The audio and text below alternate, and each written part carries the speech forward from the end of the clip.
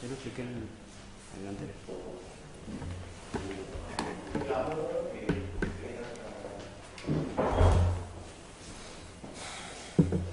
Buenos días, ¿nos está escuchando bien? Buenos días, doctor. Sí, nos escuchamos perfectamente. ¿Las partes para comenzar? Falta el señor fiscal que está en el edificio, así que Alfredo lo está buscando, ya está dirigiéndose hacia la sala.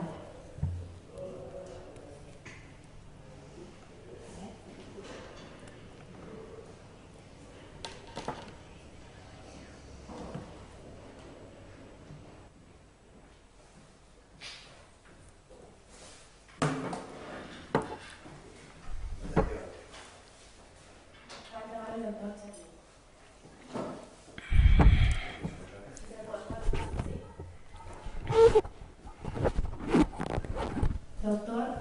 falta el señor defensor oficial, pero se encuentran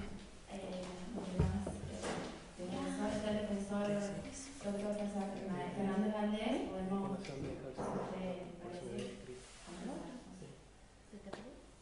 ¿Se sabe algo del defensor oficial? ¿Está en persona? Está en camino. Bueno, díganme por favor si puede acelerar el paso y vamos a comenzar la audiencia. Sí, señor presidente. Bueno, buenos días a todos, doctor Valdés. Vamos a continuar con su alegato. La idea es que me quede estas horas para ir redondeando ya su alegato y esta vez sí por una cuestión de actitud voy a hacer comenzar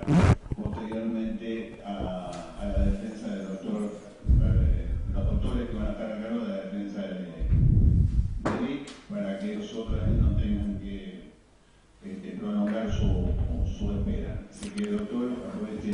Sí, señor presidente. Su alegato. Sí, señor presidente, precisamente en función de eso, lo pongo en conocimiento que, he reducido a la mitad lo que tenía para exponer, en función de una sistematización que he hecho, en la cual he omitido prácticamente todas las descripciones de los hechos que se ha hecho por parte de la Fiscalía, y solamente voy a hacer mención en determinados momentos cuando de la misma plataforma fáctica establecida por el fiscal surge alguna cuestión que sirve para la valoración que hace esta defensa. Por lo cual, como he puesto en conocimiento acá en el tribunal antes de que ustedes nos dieran la palabra, se ha reducido a la mitad mi alegato, así que estimo estar terminando cerca del mediodía, quizá antes, quizá un poquito después, dependiendo un poco de cómo se vaya desarrollando la jornada. Bueno, muchas gracias. Había comenzado al finalizar la audiencia pasada con el tratamiento del primero de los casos de la causa Bustos.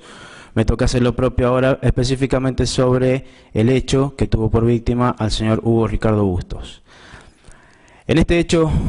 luego de una breve descripción de la plataforma fáctica, el Ministerio Público Fiscal hace referencia concretamente a una declaración del señor Bustos prestada en el marco del juicio anterior, en la que, en lo que interesa esta defensa, se dijo que el señor Bustos hizo mención a que a Cardoso y a De Marchi, de acuerdo a lo que establece el fiscal, Bustos los vio después de su liberación en el RIN 22, cuando fue a pedir, en oportunidad que fue a pedir un permiso para salir de la provincia, ya que se encontraba a disposición del Poder Ejecutivo Nacional. Ese decreto es de marzo de 1977 y Bustos fue liberado recién en agosto del 77. A estos efectos, y por si huelga algún tipo huelga algún tipo de análisis respecto del modo en que el Ministerio Público Fiscal ha querido tener probada la participación, sobre todo de Cardoso, en esta causa.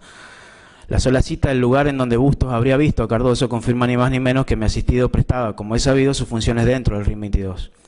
Y que no se puede determinar por ello una imputación, ni mucho menos pretender probado algún tipo de delito con esa ubicación, con esa determinación que hizo Bustos, de que a Cardoso lo había visto en momentos posteriores a lo que le habría ocurrido en el RIN 22. Entonces es claro, el testigo entiende esta defensa y Cardoso fue visto, como digo, en el RIN 22. Ahora me pregunto, ¿dónde más puede haber estado un oficial del ejército si no es en su lugar de trabajo? De todos modos, se observa a criterio de esta defensa claramente cómo cualquier situación puede ser tomada en sentido incriminatorio, y en razón de ello lucubrar, según la tesis acusatoria, del hecho de haberse encontrado Bustos con Cardoso en el RIM 22, aparentemente se inferiría el nexo causal entre ese encuentro y los tormentos que denunció el testigo. Y peor aún, de ese encuentro se deduciría la culpabilidad de Cardoso por esos hechos, porque como Bustos lo vio en el RIM, seguramente es el responsable penalmente de lo que denunció, y si hay o no otra prueba, bueno, en definitiva, mucho no interesa, como dije antes. Si lo vio, que pague.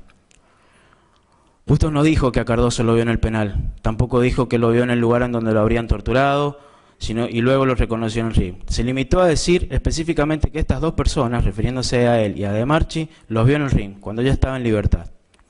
Solo agregaré que respecto de estas personas, de las personas que prestaban interrogatorios, Bustos expresó concretamente que no pudo reconocerlos, ya que siempre estuvo encapuchado, según sus propias palabras, indicando que los detenidos políticos a estas personas les llamaban ojo de vidrio. Ahora bien, sobre la valoración de la prueba que esta defensa le toca, debo destacar que, cotejando lo sostenido por el arquitecto Hugo Bustos en su declaración testimonial rendida en la oportunidad antes indicada, en cuanto a que no pudo conocer la identidad de quienes procedieron a interrogarlo por estar encapuchado, con lo referido previamente al conocimiento personal del que ha dado cuenta respecto de algunos militares de aquel entonces y las circunstancias en que las mismas se produjeron en un momento histórico que nada tiene que ver con su periodo de detención, estoy en condiciones de afirmar, y remitiéndome a los mismos motivos a que me referí previamente al tratar sobre el caso de Juan Luis Nefa, esto es toda la prueba en que la Fiscalía pretendió fundarse para solicitar pena, pretendiendo con ello dar por sentada la participación de mi defendido en este y otros hechos. Como decía, estoy en condiciones de afirmar que esta solo puede servir a los fines de demostrar que las fuerzas conocían los antecedentes, estoy hablando específicamente de la prueba documental,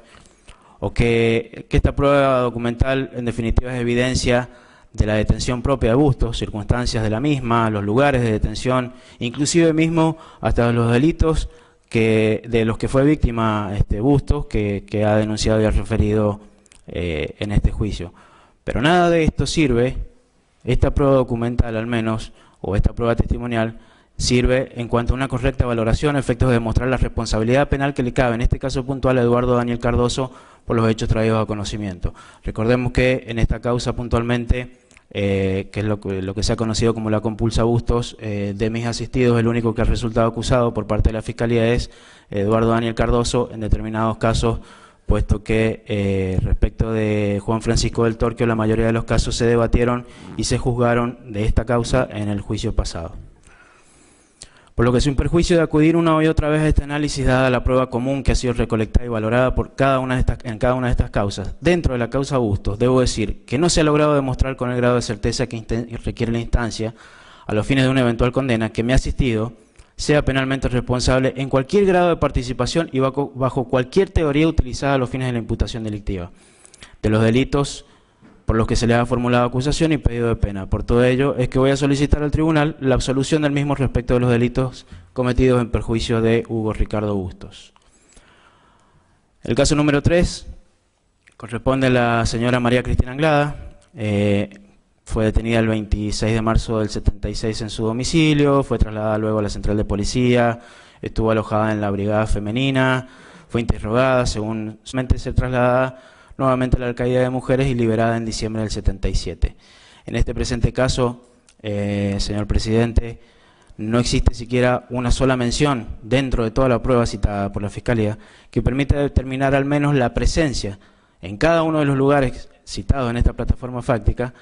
o que acredite el aporte necesario de parte de Cardoso a ese presunto plan criminal que tuviera por víctima Anglada, por cuanto entiendo que no ha sido probado en el grado que la instancia requiere su responsabilidad penal y en consecuencia también por este hecho solicito su absolución.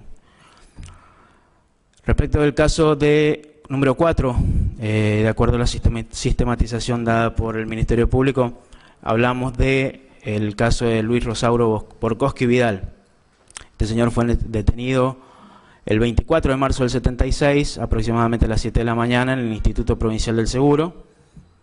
en horas del mediodía, por personal de civil, quienes dijeron ser policías, conforme lo que se desprende de la pieza acusatoria. Fue llevado a la central de policía y luego de allí, alrededor de las 2 de la madrugada, trasladado en un móvil hasta el penal de Chimbas, recuperando su libertad el 20 de febrero de 1977. Acá también la prueba que da cuenta de su detención consiste en sus declaraciones testimoniales, tanto en la etapa de instrucción como en la audiencia de debate, y también por documentación que es la que se obtuvo del Departamento de 2 de la Policía de la provincia. En la instrucción, este testigo relató que fue sometido a 2 interrogatorios, en los que estuvo encapuchado, maniatado y vendado, que le hicieron firmar un papel, que la tortura física no la sintió tanto, pero sí la tortura psicológica. Ahora bien, esto no concuerda en todo con la realidad, dado que en la audiencia de debate de fecha 4 de diciembre del año 2012, en el marco del juicio anterior, dijo que él no sufrió torturas físicas, pero sí psicológicas, que trataban de hacerlo sentir, palabras textuales del testigo, una bosta, según sus propios términos. Luego de esta audiencia de debate del 2012, describiendo el lugar, en el año 2012, describiendo el lugar en donde los llevaban vendados y encapuchados, reafirmó lo antes expuesto. Dijo que a él no lo torturaron, pero escuchó cómo torturaban, que uno de los que lo interrogó tenía acento porteño con un tono de voz imperativo y que era una voz marcada, varonil y decidida. Además, señaló que Salgado le comentó que había estado en la casa de una persona comiéndose un asado y al día siguiente estaba en la cárcel. Y esa persona era uno de los torturadores, con lo que aparece una referencia que se va a hacer común luego en muchos de los testigos, es decir, este señor Juan Carlos Salgado, como quien daba nombres al resto de los detenidos. Conforme el análisis de esta defensa hizo de este testigo considerado un testigo estrella, es la fuente de información de una parte importante de las restantes víctimas de esta causa. Pero cabe adelantar que este señor, a criterio de esta defensa, ha mentido descaradamente. Y esa es una de las fuentes de conocimiento que el resto de los testigos víctimas han referenciado. Lo que será demostrado no solo en cuanto a la falsedad, sino también en la ineficacia probatoria del resto de la prueba testimonial que lo tiene por fuente. Adviértase además que en oportunidad de rendir testimonio en el juicio, en este juicio, el señor Borkowski únicamente hizo referencia a que Salgado conocía a una de las personas que supuestamente lo habrían torturado, y esa persona precisamente no se trata de Cardoso, lo que resulta un indicio al menos de la falacia de Salgado. Como dije antes, será demostrada en oportunidad de analizar su causa. También relató que en una oportunidad ingresó a su celda un gendarme de apellido Sayer, estoy hablando de Borkowski, quien le solicitó que le prestara un automóvil de propiedad de Borkowski para ocuparlo por motivos personales. Dice que advirtió la irregularidad de la petición, pero por la presión psicológica que sentía de la situación y el temor a que algo pudiera suceder a su familia, accedió a ese pedido.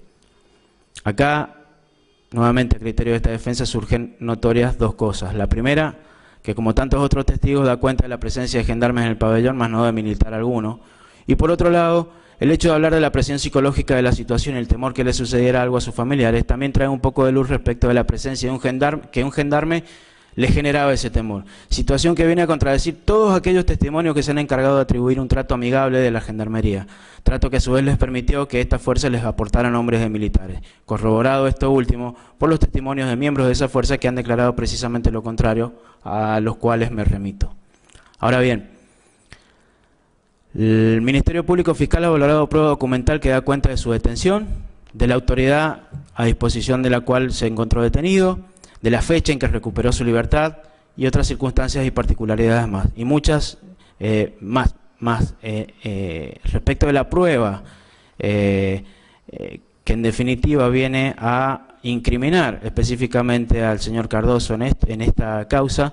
No existe mención alguna, no se puede extraer lo contrario de los hechos que perjudicaron a Borkowski y ellos ser endilgados a Cardoso, porque, como dije, la prueba normalmente que se trata en esta causa ha sido prueba común, y esta prueba quizás hasta los mismos tormentos o delitos de los que habría sido víctima Borkowski, pero nada dice ni nada se menciona específicamente de la presencia de Cardoso en alguno de estos lugares, o incluso mismo de cuál habría sido el aporte a ese plan criminal sistemático por el cual se lo pretende juzgar. Por lo tanto, también, y conforme lo vengo haciendo, voy a solicitar la absolución del mismo en la presente causa. Ahora pasamos al caso número 5, el caso del señor Carlos Alberto Aliaga. Aliaga fue detenido el 25 de marzo del 76 en su domicilio por miembros del Ejército en un operativo que estaba al mando del teniente Juan Francisco del Torquio, quien ya fue juzgado por esta causa, resaltando que la sentencia de la misma no se encuentra firme, como ya lo hemos dicho, luego de haber transcurrido 5 años de su dictado. Conforme lo dicho por Aliaga, este permaneció detenido en el penal de Chimbas hasta diciembre del 76, refirió que fue llevado a la legislatura, luego al día siguiente al RIM 22 a declarar, y también dijo que fue llevado en 3 oportunidades al RIM, donde fue interrogado. En el sumario por la presunta infracción a la ley 2840 de Aliaga, fojas 28, conforme a la foliatura del Juzgado Federal, se dispone por orden judicial la designación de una audiencia a fines de que rinda declaración indagatoria a este señor, el día 4 de diciembre del año 75 a las 9 horas, y para cuyo fin se liberó oficio a la Policía Federal en fecha 27 de noviembre del 75, agregada a fojas 29 del sumario, y luego se dispone a fijar una nueva audiencia para febrero del 76, no resultando elegible el día exacto de esa audiencia, conforme a obra fojas 30, que se notificó al agente fiscal a fojas 31, consta el oficio de la Policía Federal a los fines de la citación, a la audiencia mencionada, citación que finalmente no se concretó por parte de la Policía Federal, y así consta en la foja siguiente de los autos mencionados, pero a fojas 32, por razones preferentes del juzgado, se designó una nueva audiencia para el día 25 de febrero del 76. Conforme a este breve detalle y teniendo en consideración de que la audiencia para que prestara declaración indagatoria el señor Aliaga nunca se concretó, aparentemente por la incomparencia del mismo, y en este mismo expediente, agregado como prueba documental, es un elemento indiciario importante, de donde se puede inferir sin dudas que Aliaga podría haber tenido pedido de captura, lo habitual que ocurre cuando una persona necesita declarar en indagatoria y por distintos motivos no comparece ante la judicatura. Y digo se puede inferir porque el resto de las constancias, informes, decretos del juez federal agregados resultan ilegibles. Pero de cualquier modo surge una subdetención enmarcada dentro de la ley, una ley vigente al momento de los hechos, que al cotejar el expediente mencionado por lo dispuesto en el reglamento RB 150-5 del Ejército Argentino, instrucción para operaciones de seguridad, que fue referenciado por esta defensa al inicio de estos alegatos como instructivo del modo de proceder del personal militar, cuadros y tropa ante situaciones que pudiesen presentarse en una considerada zona de emergencia y vigente, como dije, al momento de ocurrida la detención de Aliaga.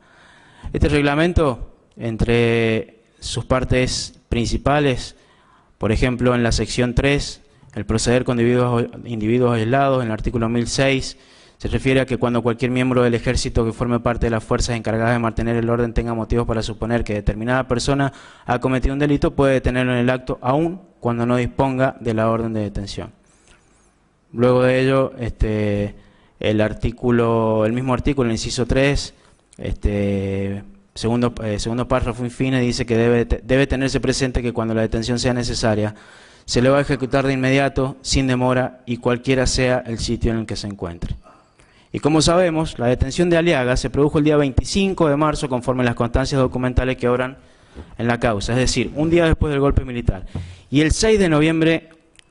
del año 73, la por aquel entonces presidenta de la Nación, Estela Martínez de Perón, había declarado el estado de sitio que duró hasta el 1983, con lo que el operativo estaba enmarcado dentro de las previsiones legales, normativas y reglamentarias vigentes a los fines de la actuación de la fuerza. Es decir, que en aquel momento del Torquio era un miembro del ejército, formaba parte de las fuerzas encargadas de mantener el orden y evidentemente se tenía el motivo suficiente, según la prueba documental, para suponer que Aliaga podría haber cometido un delito. Para el caso, esto surge de su incomparencia a prestar declaración indagatoria en una causa en la que resultó imputado por presunta comisión de delitos contra la seguridad nacional, conforme lo establecido en la ley 2840, en cuyo caso a Aliaga se le había instruido sumario por infracción a esta ley desde agosto del año 1975, agregando que en esta causa recién obtuvo el sobreseimiento definitivo en el año 1984. A su vez, conforme al reglamento antes citado, las fuerzas podían detenerlo en el acto, como dije, aun cuando no dispusieran de orden de detención judicial. Si es que se pretende con esto hacer un parangón entre el proceso militar de aquel entonces con el proceso penal actual, puesto que las órdenes de esa naturaleza emanaban del jefe del área 332 en aquel entonces, o del jefe de área acá en San Juan, y así se hizo, pero no obstante, a los fines de demostrar que no se trataba de un operativo ilegal, se dejó la debida constancia, como ya vimos en la causa Nívoli, labrándose un acta de la misma detención en la que comparecieron a su vez 2 testigos quienes firmaron la misma, todo lo cual es demostrativo de la imposibilidad de hablar tanto de la clandestinidad como de un aporte voluntario a un plan criminoso. Ante esto, es necesario destacar que conforme ahora foja 56 de ese citado expediente, la autoridad de prevención, lo dice claro, era el Ejército Argentino, y que en junio del año 76 se elevaron las actuaciones por parte del jefe del área 332 al juzgado federal. Ahora bien,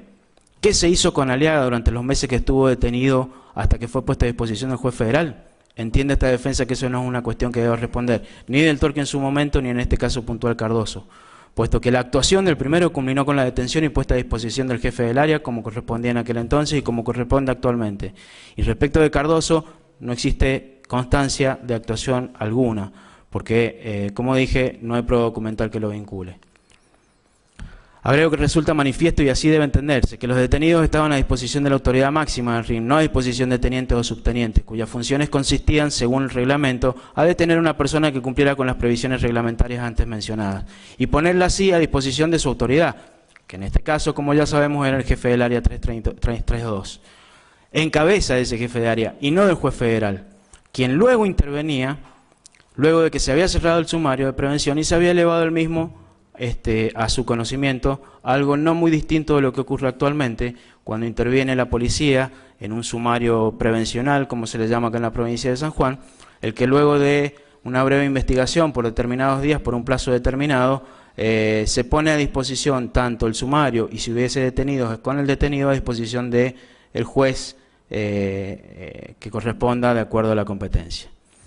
Digo esto porque se ha criticado en estas audiencias hasta el hartazgo el incumplimiento de previsiones de carácter procesal. Se preguntó 1000 veces a los testigos sobre órdenes de allanamiento y detención y sus correspondientes actas. Todo bajo la lupa del ordenamiento procesal actual, no del de hace 4 décadas. Se ha visto actitudes de asombro porque los detenidos en aquel entonces permanecían en prisión, desconociendo en aquel entonces también, conforme a la reglamentación vigente para el ejército, que se estableció la posibilidad de un allanamiento sin orden, como lo he mencionado, de una detención inclusive sin orden.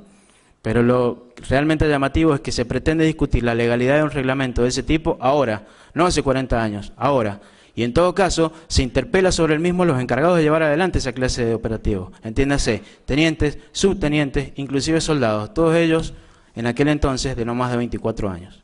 Insisto, se desconoce que hace casi 4 décadas,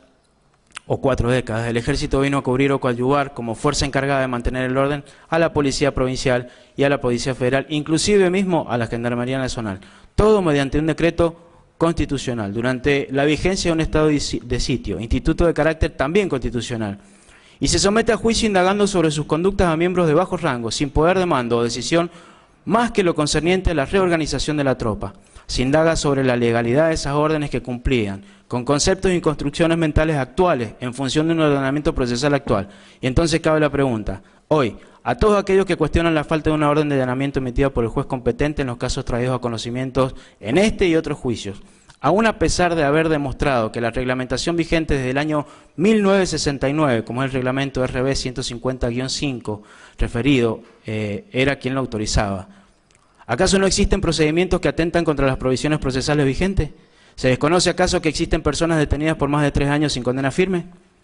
¿O que se incorpora un reconocimiento fotográfico como prueba de cargo en sede de un tribunal sin cumplir con lo que le dice la normativa procesal al respecto de los recaudos formales que se deben cumplir para este fin? ¿O que desde que una persona es detenida pasan largos meses hasta que es citada a comparecer ante la autoridad a fin de que ejerza su acto material de defensa? Habiéndose formulado todas estas preguntas y siguiendo con el análisis de esta causa, como decía, el operativo de detención de Aliaga se llevó a cabo dentro del marco normativo y reglamentario, se elaboró acta, se puso a disposición al detenido de la autoridad preventora y adviértase que no se discute si Aliaga fue sometido a tormento. Muy posiblemente así haya sido, pero no existe material probatorio que corrobore quién lo sometió a tales vejaciones, tan reprochables y repudiables hoy como hace 40 años, pero en cualquiera de los casos este no ha sido Cardoso, la prueba así nos lo dice.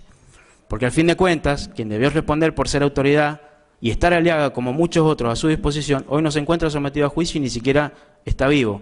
Porque esa autoridad que debió comunicar a un juez que un detenido era puesta a su disposición no era ni del Torque ni Cardoso, quienes en todo caso, por orden de esa autoridad, fueron en varios casos elegidos para elaborar informaciones, sumarios, labrar actas o refrendarlas. Pero los detenidos no estaban a su disposición, sino, en este caso, de Juan Bautista Membiel, o de Delfino, o de cualquiera que haya ejercido en la época de los hechos como jefe del área 332. Y así lo señalan innumerables documentos donde se puede leer, sin necesidad de poseer conocimiento castrense, que tal o cual persona se encuentra, como dice, a disposición del jefe del área 332. Se ha discutido y cuestionado también y se ha interrogado respecto a los testigos sobre el lugar donde declararon, dando cuenta que las actas labradas dicen que fue en Marquesado, cuartel del Regimiento de Infantería de Montaña 22, a tantos días del mes y año X, cuyas respuestas en la gran mayoría de los casos han optado por la negativa, es decir, han negado que se los haya tomado declaración al regimiento, coincidiendo en muchos casos con que fue en el penal. Porque claro, decir que fue en el penal implica necesariamente la presencia en ese lugar del encargado de tomarles declaración y como corolario que esa presencia también es indicativa de que está en presencia del torturador. Bien, en el caso de Aliaga, él sí ha reconocido que fue llevado al RIM a declarar, lo que aún así no demuestra que Cardoso le haya tomado la declaración o que lo haya sometido a tormentos ni ninguna de las otras elucubraciones antojadizas que se han formulado. A propósito del lugar en que fueron prestadas las declaraciones de los detenidos políticos por aquellos años, es preciso establecer un parangón con la actualidad, a fin de demostrar que el hecho de que conste en una declaración una fecha y un lugar no necesariamente implica que se debe tener por ciertas dichas referencias. Así, en la vida normal, ocurren una innumerable cantidad de situaciones, inclusive algunas de ellas receptadas en actos jurídicos, en los que las constancias temporoespaciales expresan algo bien distinto a lo que en realidad ocurre. A veces por necesidades mismas del tráfico jurídico y otras por cuestiones de conveniencia. Así podemos traer a colación las propias actas levantadas en audiencias de este juicio, donde podemos ver que en las primeras audiencias celebradas se establece que se constituye en la sala de audiencias del Tribunal Oral en lo Criminal Federal de la provincia de San Juan, cuando el lugar físico, de hecho, en donde se celebraba la audiencia, no era esta sala de audiencias, sino el rectorado de la Universidad Nacional, que se encontraba específicamente ubicado o emplazado al lado del edificio del tribunal. Pues bien, del mismo modo, podríamos llegar a deducir que cada una de las actas que son labradas y firmadas por todos los comparecientes una vez terminada cada audiencia y en la misma sala de audiencia del tribunal, en tanto también sabemos ahora por la necesaria inmediatez, a pesar de haber transcurrido un año y 8 meses o aproximado de juicio, que ninguna de estas actas fue firmada tanto el mismo día de celebrada la audiencia ni en el mismo lugar en donde se llevó a cabo. Entonces, ¿qué pasaría si dentro de 30 o 40 años se nos preguntara a cada uno de los que firmamos dichas actas el lugar exacto donde se llevó a cabo la audiencia o donde se firmó el acta, y con ello se pretendiera certeza a los testimonios de quienes estuvimos presentes, a los fines de que la prueba cargosa sirva de elemento probatorio contra alguien que afirmara precisamente lo opuesto? No me cabe la menor duda que la certeza que se ha pretendido obtener del testimonio de los testigos en cuanto a haber sido interrogados y firmado actas en determinado lugar resulta imposible, como también resulta imposible la pretensión de que con ello se pueda atribuir la presencia de una persona en el penal de Chimbas, en un interrogatorio, escribiendo a máquina para inmediatamente hacerla firmar al declarante, sencillamente porque antes y ahora, aún con la ayuda hoy de la tecnología, también resulta materialmente imposible, como hemos podido ver, el haber obtenido un testimonio o declaración de alguien y hacerla constar inmediatamente en el acta. Esto último también se puede deducir de los testimonios de varios testigos víctimas, que a la pregunta de si escuchaban una máquina de escribir en el momento de ser interrogados, muchos respondieron que no, otros dijeron que solo se escuchaban voces, gritos, radio, pero muy pocos han referido a escuchar con certeza una máquina de escribir. Y conforme hemos podido ver, y todas y cada una de las declaraciones de los testigos constan en actas escritas, a máquina, lo que también puede fácilmente explicar que muchas de esas declaraciones eran transcriptas posteriormente al interrogatorio y a su vez posteriormente firmadas por los declarantes, y así también explicar que algunos firmaran por sobre el cuerpo del texto por no tener lugar entre la última línea del texto y el punteado en donde se requería su firma, es decir, en su nombre mecanografiado. Pero este punto ya fue debidamente tratado en su momento, en el momento del alegato del doctor Pirrello en la causa Lucero por la defensa que nos compete respecto del señor Elías Lucio Arancio. Siguiendo con este caso, puntualmente dijo el fiscal que en cuanto a los responsables de las torturas, este señor supo por comentarios originados en la información que traían los familiares que los visitaban, así como por dichos de los gendarmes y del padre Pablo, y que los autores se llamaban Del Torque, Olivera, de Marchi, Malato y Cardoso. Esos nombres eran los que se comentaban más a menudo. Al respecto me remito a los referidos respecto de las declaraciones de los miembros de Gendarmería, como la declaración misma en sede de este tribunal del capellán de esa fuerza, que ha sido referido por el testigo, el padre Pablo Ares, quienes no han reconocido haber aportado nombres, sencillamente por no conocerlos, e incluso han afirmado que no han observado presencia de personal militar. Las declaraciones de los familiares, al menos de Aliaga, no tenemos a los fines de analizar su entidad probatoria, y también la única declaración del padre Pablo que como dije, que obra en la instrucción agregada como prueba documental, él mismo ya había desconocido esa posibilidad de haber aportado nombres de miembros del ejército, por lo que sostener lo contrario implica meras afirmaciones de carácter dogmático de la acusación. Sobre la restante prueba documental, valorada en este caso por el Ministerio Público, me remito a su vez a lo expresado anteriormente respecto de que si bien se puede probar la detención del testigo, los momentos de detención, las circunstancias o los distintos lugares en donde estuvo detenido, la misma no es prueba de los tormentos que dice haber padecido, ni mucho menos prueba de la presencia y participación en estos hechos de Eduardo Daniel Cardoso, como tampoco lo fue en su momento de Juan Francisco del Torquio. Por este motivo, señores jueces, que voy a pedir también la absolución de mi asistido imputado en esta causa, el señor Eduardo Cardoso. Respecto del caso número 6, hablamos del señor Juan Carlos Salgado. En este caso, el señor fiscal se ha remitido a lo actuado en la causa 1077 en estos términos. Conforme a la prueba producida en el primer megajuicio, se acreditó apodícticamente que el día 26 de marzo de 1976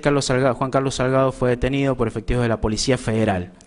cuando se encontraba cumpliendo funciones en el Banco Agrario, del cual era delegado gremial. Luego fue trasladado a la Central de Policía de la provincia de San Juan, estuvo detenido unos días allí, seguidamente fue conducido en un camión Unimog del Ejército al Instituto Penal de Chimbas y allí fue sometido a torturas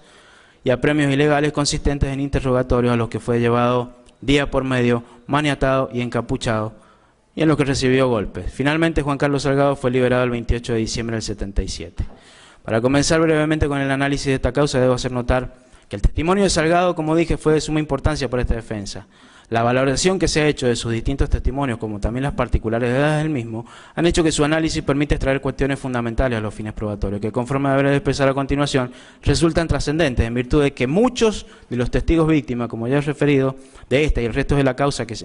se trataron en aquel megajuicio, han puesto a Salgado en un lugar preponderante, ya que, como dije, muchos de estos testigos han nombrado como los autores de delitos que se investigan a personas por el presunto conocimiento de parte de Salgado de la identidad de uno de ellos, que no es precisamente Cardoso,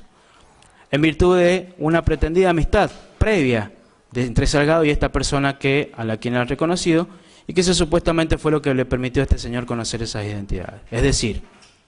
ser la fuente de conocimiento de las identidades de los presuntos autores de los suplicios, tormentos y demás delitos por referencias extraídas de otros testimonios, y que ha sido, entiendo, remitido siempre al falaz relato de Salgado. El Ministerio Público en aquel juicio, en la causa 1077, referencia a la detención de Salgado en agosto del 75 a los fines de establecer una supuesta persecución política de Salgado desde aquella época, lo que desde ya niego, dado que dicha detención fue en el marco de la sospecha que tuvieron las autoridades de aquel entonces, recordemos, el gobierno constitucional del señor Camus, contra Salgado por la presunta comisión de delitos encuadrados en la Ley Nacional 2840 de Seguridad Nacional. Lo que es claro indicio de que Salgado, vaya a saber por qué motivo, era investigado por la Policía Federal. Y de ese hecho resulta ilógico pretender una persecución política que califique a alguno de los delitos que se imputaron en aquel entonces a Del Torquio, y por el cual hoy se acusa a Cardoso, cuando en realidad no hay un modo cierto de determinar una continuidad o conexión entre una detención y la otra. Bien, esa primera detención de Juan Carlos Salgado fue el día de 22 de agosto del 75, conforme consta de la prueba documental reservada en Secretaría. Expediente por presunta infracción a la Ley 2840, y fue liberado luego en fecha 28 de agosto del mismo año. Esta primera detención, a la que haré referencia en más de una oportunidad, viene a enmarcar un importante hito, si se quiere, dado que del propio testimonio de Salgado prestado en aquel megajuicio se desprende que la relación amistosa que presuntamente había referido tener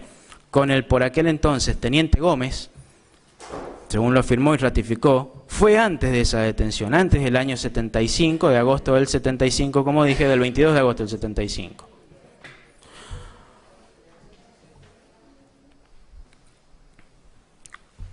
Como dije, Salgado, en oportunidad del juicio anterior, afirmó y ratificó que fue antes de esa primera detención. Siempre según sus propias palabras, ¿no? Pero por sobre todas las cosas marca el inicio de esta falacia sostenida por años y años por Salgado y por todos aquellos testimonios que remiten a Salgado como fuente de conocimiento. Así se expresó Salgado en la audiencia de debate de aquel juicio. Dijo Salgado que él y su esposa eran amigos del Rolly Gómez, refiriéndose específicamente a Daniel Rolando Gómez, que en este caso resulta defendido por la defensa oficial y en aquel juicio era defendido por quienes habla.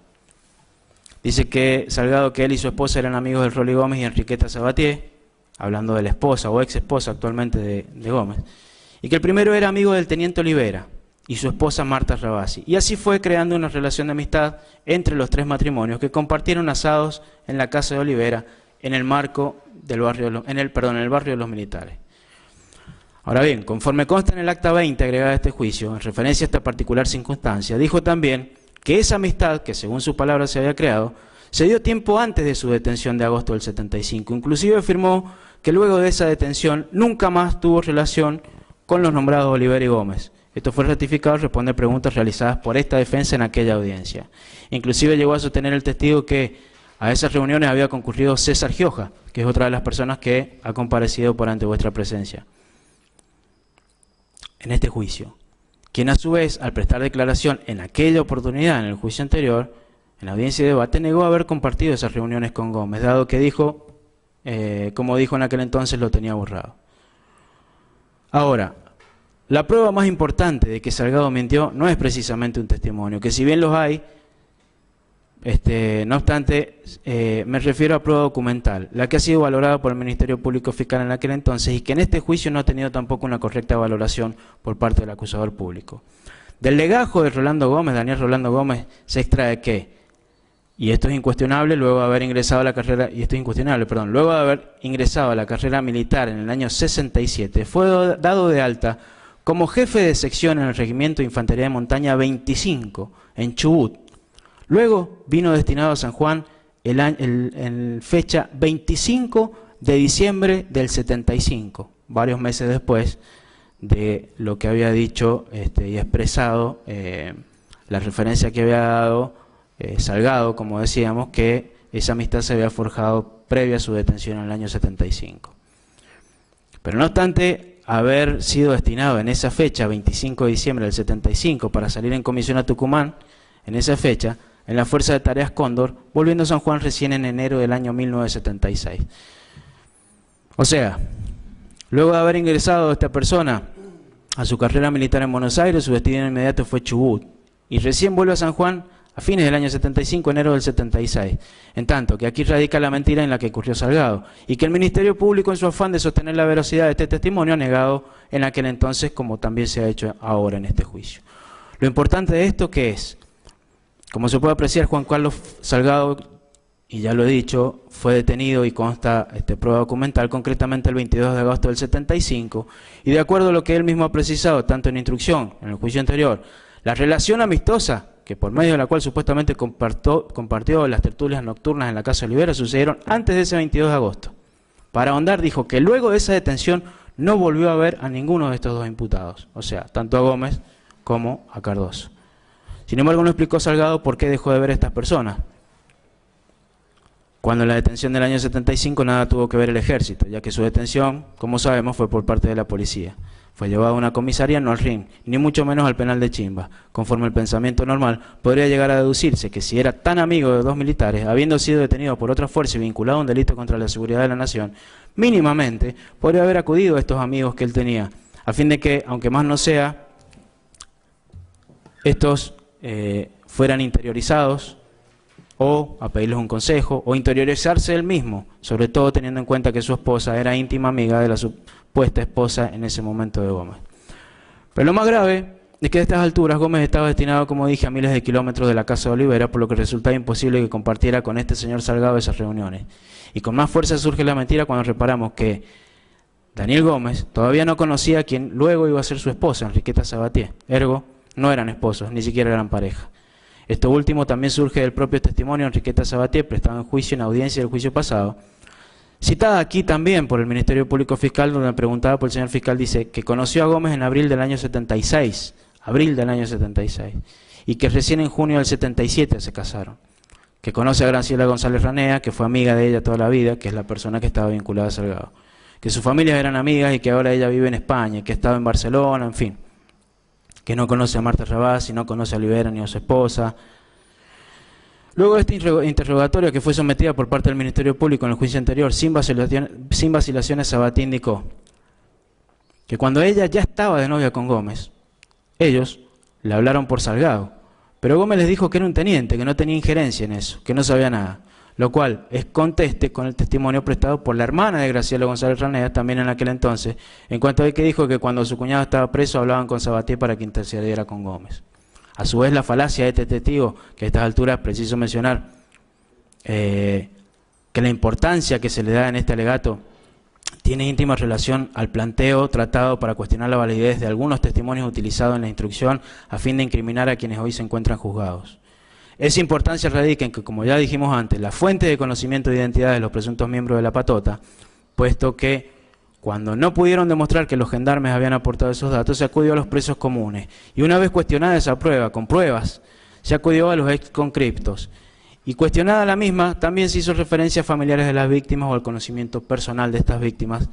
como en el caso presente. Esas falacias de Salgado se evidencian claramente cuando sus dichos ni siquiera pueden ser corroborados por una de las personas que declaró en este juicio,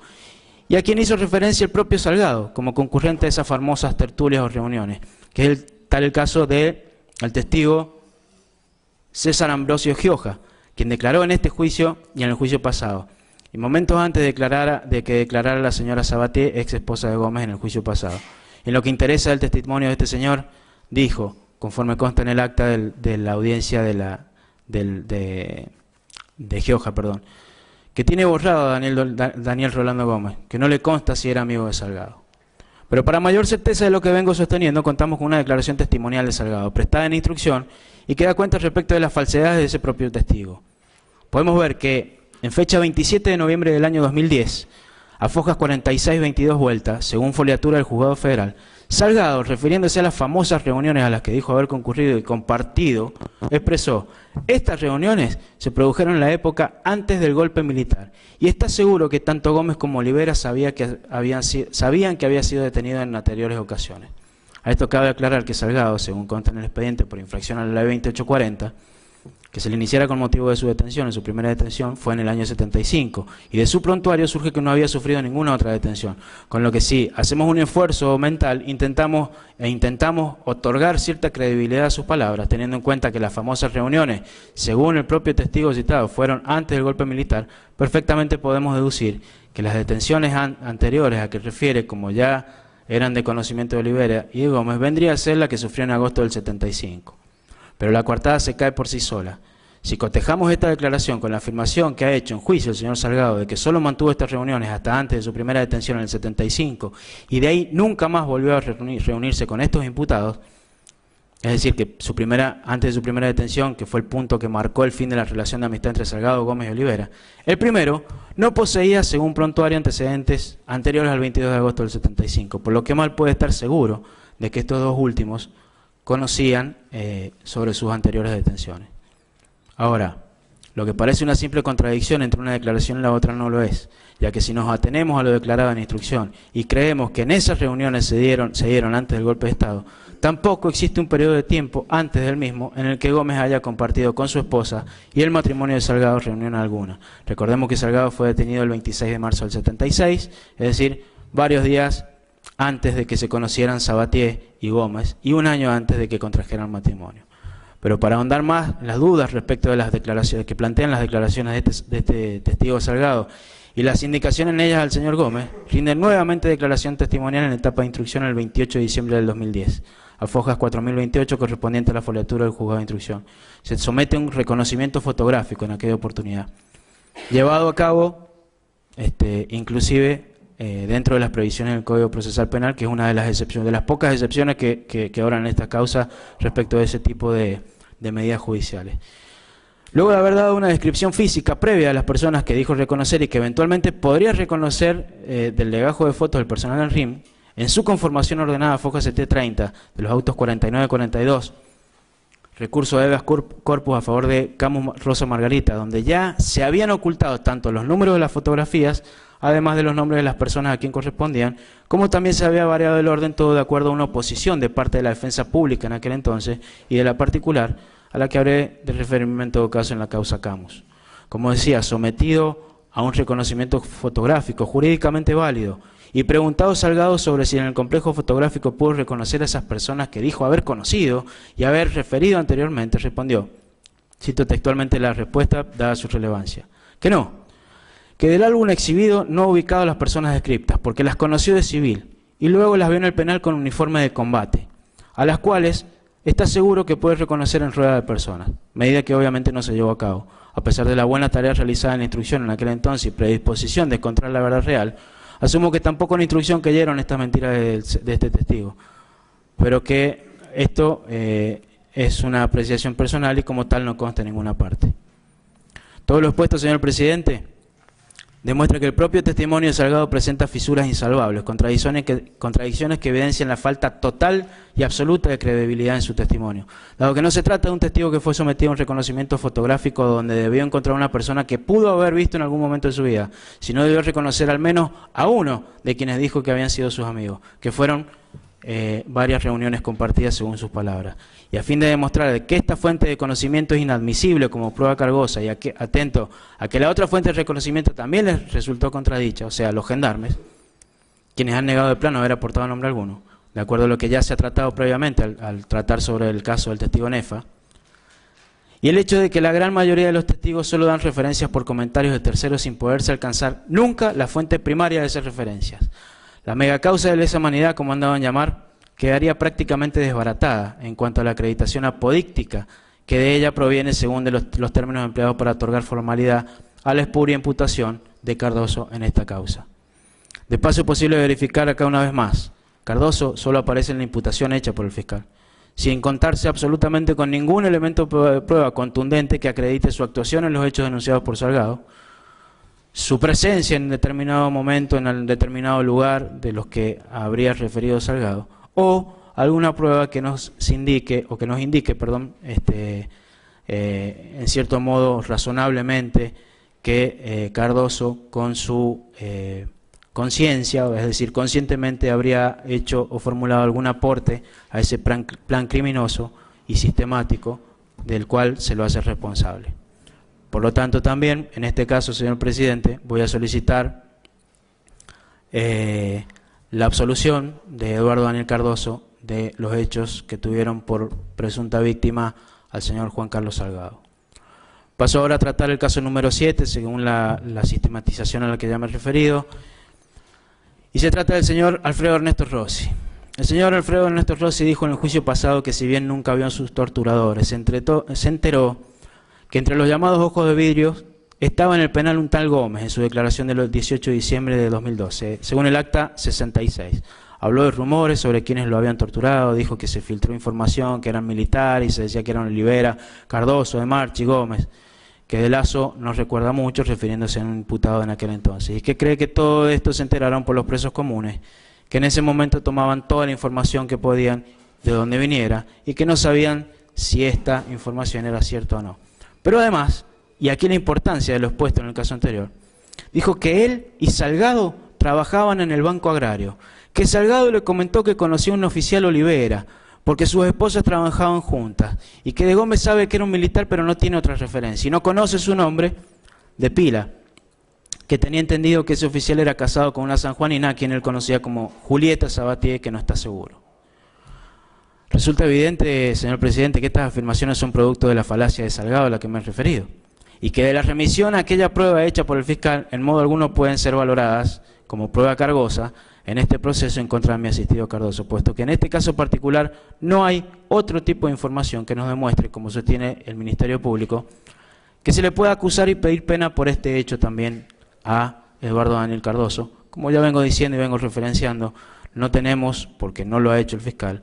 la demostración de su obrar consciente, aportando algún tipo de conducta o maniobra a ese plan criminoso o formando parte de esa mentada patota que tanto ha hecho, tantas personas han hecho referencia. Pasamos ahora al caso número 8 de Enrique II Faraldo. En este caso, de la remisión que se hace a la prueba agregada obrante en el juicio anterior. No obstante lo dicho, en cuanto a la plataforma fáctica, debo mencionar que a la par de no existir modo alguno de vincular a Cardoso con este hecho puntual, más que la arbitraria adecuación de su responsabilidad en el marco de la autoridad inmediata, el testigo víctima Faraldo ni siquiera ubica o conoce o reconoce o nombra a Cardoso como autor y o partícipe de los tormentos a que fuera sometido. No habiendo en consecuencia, como dije, más prueba que valorar, solicito al tribunal también que se absuelva a Cardoso de estos hechos. Ahora paso, en función de que, de acuerdo a la estrategia defensiva marcada por esta defensa y el análisis y valoración de la prueba, en muchos de estos casos viene a tener una identidad respecto, por ejemplo, de lo que ha ocurrido con Faraldo. Tenemos también el caso de Juan Fernando Moa, a quien no me voy a referir ni siquiera a su plataforma fáctica y solo voy a solicitar la absolución de Cardoso por los hechos que lo tuvieron por víctima, también a Juan Fernando Moa. Voy a pasar a hablar entonces del señor César Gioja, y respecto de este caso, por no existir inclusive también elemento probatorio alguno que vincule a Cardoso, tanto la detención como los tormentos denunciados por Gioja, solo me resta agregar, porque ya me he referido anteriormente, un par de cuestiones que entiendo adquieren importancia, puesto que el criterio de esta defensa son demostrativos al menos en carácter de un serio indicio, que la sindicación que se hace Cardoso en esta y las demás causas, es decir, su identificación en un lugar que no le corresponde, según cuenta en sus legajos, viene de aquello de ser el hijo de, es decir, un portador de nombre. El señor César Gioja en su declaración en el proceso anterior dijo concretamente que sabía por comentarios que en el penal estaban entre otros Del Torquio, Malato, Olivera, el hijo de Videla, escúchese bien, el hijo de Videla, y cree que Gómez, pero lo cierto es que reconoce el testigo que sus referencias son solo por comentarios. Lo importante y trascendente de su declaración en aquella oportunidad es que al momento de tener que mencionar las identidades que, aclaro, solo conocía por comentarios, confundió al hijo de General Videla, de quien no se tiene ninguna constancia de que haya visitado o pisado suelo sanjuanino, al menos en aquel entonces. Pero como debía mencionar al hijo de alguien significativo, se refirió al hijo del expresidente de facto, lo que indica claramente que había que nombrar a alguien que diera la impresión de fiereza hereditaria, fiereza que se trae en los genes, tal como aconteció con el testimonio de quien dijera que el hijo del general Cardoso, luego de la muerte, había venido a los pocos días con más violencia, cuando Cardoso estuvo en Buenos Aires el mismo día que mataron a su padre, y regresó a los meses a la provincia, según las constancias de su legajo y la prueba documental que fuera, en aquel entonces, aportada, referida a extractos de medios informativos que los retrataban en cada acto, fotográficamente, en cada acto, como decía, de conmemoración de la muerte de su padre. Conforme a la carencia del material probatorio que aporte la certeza positiva necesaria a los fines de dictar condena, en función de los escasos argumentos expuestos a estos efectos por la Fiscalía en su acusación, solicito también se absuelva a Cardoso por los ilícitos que denunciara el señor César Ambrosio Gioja. Ahora paso a tratar en conjunto los casos de Guillermo Jorge Gilbert, Flavio Miguel Gilbert y Silvia Teresita Gilbert, también una sistematización que ha planteado el acusador público. De estos tres hechos, la Fiscalía se ha limitado a anunciar la plataforma fáctica, indudablemente desde la óptica de la acusación, pasando por alto una serie de cuestiones que habré de remarcar. Pero aclarando una vez más, en lo que hace la plataforma probatoria existente, no hay siquiera indicio alguno que permita acusar y ubicar a Eduardo Daniel Cardoso por estos hechos. Motivo por el cual adelanto, también voy a peticionar la absolución en estos hechos. Y como dije antes, debo poner de manifiesto que respecto a las características del procedimiento, primeramente, aclaro que el mismo fue llevado a cabo dentro de la legalidad, dado que se llevó a cabo en el marco del decreto antes referido y en función de la reglamentación específica para el ejército en operaciones de seguridad durante un estado de sitio, con lo que no hubieran necesitado una orden de allanamiento, debido a que según el propio reglamento RB 150 al que ya me he referido, en artículo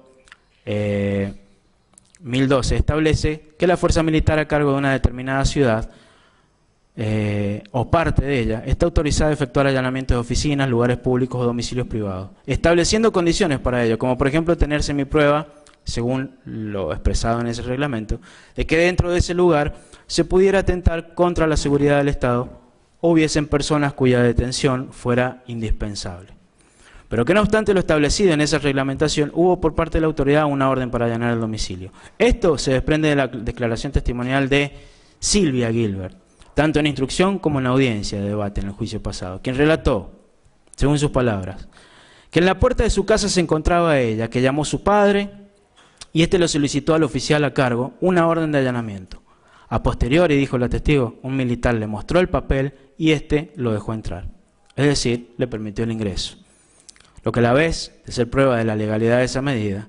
También da cuenta de que el operativo no debe haberse llevado tanto con violencia como dijo o como se ha pretendido acreditar por parte de los testigos, en el sentido de que si frente a un militar el dueño de casa exige una orden de allanamiento y recién después de exhibida que le fuera el papel, como dijo la testigo, es el propio dueño de casa quien permite el ingreso, este dato creo que nos aporta un elemento indiciario importante que implica lo contrario a lo sostenido por quienes quisieron hacerlo pasar por un acto de atropello. También lo declaran su hermana, María Inés, en aquel debate celebrado en el marco de la causa 1077 en la misma audiencia, diciendo que era una orden de allanamiento. Como ya dije, el Ministerio Público Fiscal no ha acreditado, y si así lo hizo, no ha dado cuenta de haberlo hecho, que respecto a estos tres hechos existe una prueba que permita determinar, más allá de toda duda razonable, que Eduardo Daniel Cardoso debe responder penalmente por los hechos que los tuvieron por víctima. Pasando ahora a el testigo Edgardo Ramón Fábregas, víctima número 14 de la causa Bustos. Este señor fue detenido el 28 de marzo del 76 por personal de la Policía de San Juan y fue alojado en un calabozo de la Central de Policía. Luego de ello fue trasladado al penal de Chimbas y en diciembre del 75 fue trasladado a La Plata, donde permaneció hasta julio del 79. En todos estos lugares denunció haber sido víctima de toda clase de tormentos. Se le iniciaron acciones por presunta infracción a la ley 2840, junto con Illanes, donde no hay menciones respecto de las circunstancias de su detención, no obstante haber sido relatado por él de haberse entregado voluntariamente a la Policía de San Juan. Sobre la prueba testimonial valorada por la Fiscalía a fin de probar los delitos de que fuera víctima Fábregas, se citó los testimonios de José Nicanor Casas, Daniel Illanes, quien compartió con Fábregas la detención, Juan Luis Nefa, José Luis Gioja, José Carlos Alberto Tinto, José Camacho y López, Luis Borkowski, Carlos Aliaga, Alfredo Rossi. Fábregas declaró no haber visto nunca a quienes eran los autores de sus tormentos, en razón de haber permanecido siempre encapuchado y vendado. No obstante, el Ministerio Público ha sostenido que Fábregas, en forma coincidente con el resto de las víctimas, ha dicho que los autores de las torturas eran Malato, Olivera, De Marchi y Cardoso. Como vemos, la repetición de nombre es una constante, y no precisamente por los testigos, sino por la acusación. Lo que si bien no implica una prueba de cargo susceptible de aportar un conocimiento cierto sobre la identidad de los torturadores, en virtud de no haberse encontrado una sola mención referida al modo en que se obtuvieron esos nombres, por lo referido durante el desarrollo de estos alegatos en cuanto a la crítica de la fuente de conocimiento citada, debo destacar que respecto de la causa de Fábregas, tampoco existe una sola mención referida a Cardoso, salvo esta que acabo de hacer, que pueda ser valorada válidamente, salvo la constante tarea, como dije, de acudir a ello, y al ya mencionado método de acudir a la reiteración de nombres, como medio de otorgar cierta entidad formal a este tipo de acusaciones, que ante la carencia manifiesta de certeza ha servido en muchos tribunales a efecto de condenar, por lo que expuesto lo anterior, y en absoluta certeza de que no hay prueba alguna que vincule en este caso a Cardoso con los hechos de esta causa, insisto nuevamente, vuelvo a pedir la absolución del mismo. Pasamos al caso de Adolfo Saturnino Andino, es el caso número 15, fue detenido el 28 de marzo del 76 en su domicilio luego de allanar el inmueble y trasladado a la legislatura, luego al penal de Chimbas y liberado el 14 de abril del 76, quien dijo que durante su detención sufrió tormentos. La prueba valorada consistente en testimonios brindados durante la etapa de instrucción, como en audiencia y debate en este juicio, de Amanda Victoria Andino, Jaime Díaz Cornejo, la señora Rojas Andino, también tiene declaraciones que obran como prueba documental en la instrucción ante el Juzgado de Instrucción Militar, número 81, prestadas en el año 86. También se ha valorado declaraciones testimoniales como prueba documental, como también prueba documental, que han podido acreditar tanto las condiciones de detención, como dije, los lugares en los que estuvo detenido. Ahora, es preciso mencionar, porque no lo ha hecho la Fiscalía, que conforme a la denuncia efectuada ante la CONADEP, la señora Rojas Andino refirió que su marido estuvo vendado y encapuchado, razón por la cual no pudo identificar a sus torturadores. Lo que sí ha mencionado el acusador público es que, en relación a los tenientes que estaban a cargo de la represión, hizo referencia a Olivera, Cardoso, Malato, De Marchi, Hoyos de Gendarmería y otros cuyos nombres no recordó. Vemos aquí como el señor Andino, de quien no hemos podido tener su declaración en este juicio, coincide en el relato de los nombres aportados por alguien, toda vez que de la prueba antes mencionada, es decir, de la denuncia de la CONADEP, surge claramente que no pudo identificar a nadie. Lo llamativo es que acá, en el relato, en el recurso ese de la reiteración de nombres, obtenido siempre por dichos de terceros, aclaro, se les coló un nombre que seguramente no debía estar, que es el del gendarme Santiago Hoyos. Y digo que se les coló porque Este gendarme es precisamente a quien varios testigos víctimas han acudido constantemente como fuente de conocimiento de los torturadores, aunque él lo ha negado enfáticamente. Esto marca una vez más que la fuente de conocimiento de identidades es solo un recurso para dar credibilidad a lo que no saben o inventaron, y por otro lado, que jamás Hoyos fue imputado en estos hechos también. Ciertamente indica la imputación selectiva y direccionada a la que ya me he referido antes. Por todo lo expuesto y ante la carencia de prueba que permite determinar responsabilidad penal por estos hechos, al señor Cardoso pido se los absuelva de los mismos. Ahora pasamos al tratamiento de la causa número 16, del caso número 16, Francisco Camacho y López. Este señor fue detenido el 29 de marzo del 76 por personal militar en su trabajo en el edificio 9 de julio, luego fue llevado a la ex legislatura, luego trasladado al penal de Chimba y recuperó su libertad en enero del 77. También relató haber sufrido tormentos en los lugares de detención. Sobre la prueba tenida en cuenta por la Fiscalía, se hace mención a sus declaraciones tanto en la etapa de instrucción como en la audiencia del juicio anterior. Así dijo que antes de los hechos tenía un cargo político al que renunció el día 21 del 75, asumiendo como director administrativo en la ex Secretaría de Industria y Comercio en un cargo de carrera, cargo ejercido durante el gobierno de Eloy Camus, conforme consta en la prueba documental valorada, archivos del D2, tomo 4, de la Policía de San Juan, víctimas de la causa Bustos. En su declaración en juicio, en fecha 4 de diciembre del 2012, respondiendo a preguntas de esta defensa, dijo que un día estaba caminando por los jardines cercanos al pabellón 5, donde estaban alojados en ese momento,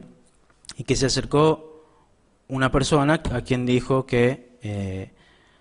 quien le dijo, a él, que en unos días iba a salir y que supo luego que era el señor Gómez, porque él se presentó.